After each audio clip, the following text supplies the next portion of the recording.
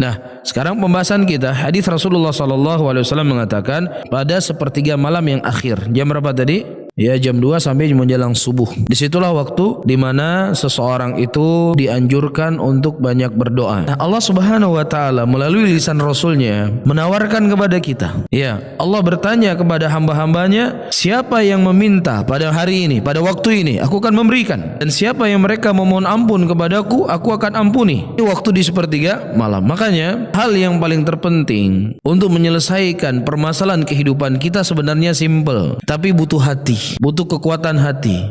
Kapan itu? Kapan waktu atau solusi yang bisa menyelesaikan masalah kita? Ya bangun malam. Bangun malam ini sudah solusi yang paling mujarab. Berapa banyak orang-orang yang mereka punya masalah, nggak nikah-nikah, misalnya jomblo terus, sulit mahar, sulit ini, sulit itu. Antum coba bangun malam. Ini janji Allah. Apa saja antum belum dapat kerja kah, belum ini kah, belum itu kah?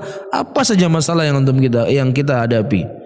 Selesaikan masalah tersebut di mana? Di sepertiga malam akhir. Di situ antum selesaikan masalah. Bukan tunggu matahari terbit, besok saya menyelesaikan masalah saya. Di sepertiga malam akhir.